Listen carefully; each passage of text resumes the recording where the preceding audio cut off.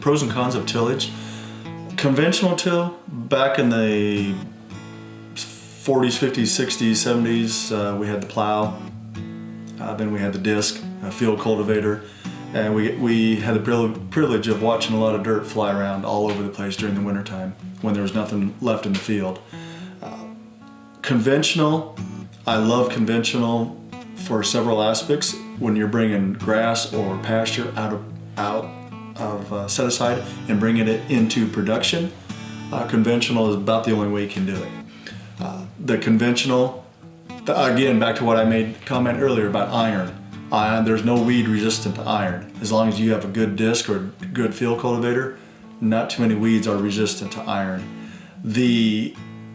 Other than that, that's where I draw the line with conventional till, because a lot of places I believe we're stewards of the ground. We got to be careful or else we won't have any topsoil left. We need to be careful on that. So I'm more of a reduced tillage or the no-till type. No-till with conventional, you're using a lot of iron to get rid of your weeds and level your soil and prepare the seed bed. You go on the other end of the aspect, no-till, you're relying on chemicals to get rid of your weeds. And again, back to resistance.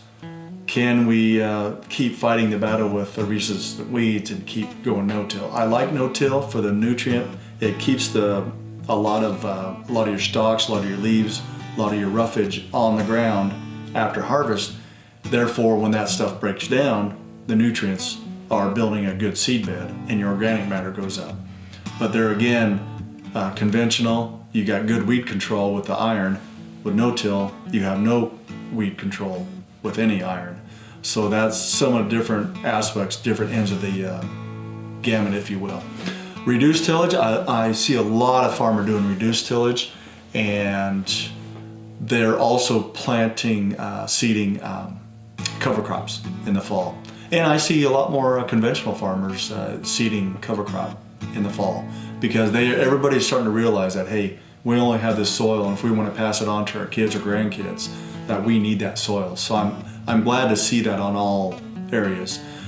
Strip till, I see strip till. Some of the benefits of strip till, you're putting all your nutrients, your starter fertilizers, your nitrogen right there about 8 inches below. And then when you come in with a planter, you can put another shot of starter fertilizer right in furrow. With strip till, I see this, it's not going to be a tillage practice everywhere, especially if you have a lot of rain or if you have a lot of hills. I see no-till on the hilly areas. I see no-tills as being the #1 tillage practice up there, just to help with any kind of a water runoff with these heavy rains. Strip till, I see it growing every year, but it takes a lot of management practice. And great tool, a great opportunity, but whoever's switching from regular tillage to a strip till, they need to do their homework and understand the entire process of strip till. But I tell you what, it's growing, and I see it being being one of the strongest, or being the highest growth in the next 10 years of agriculture.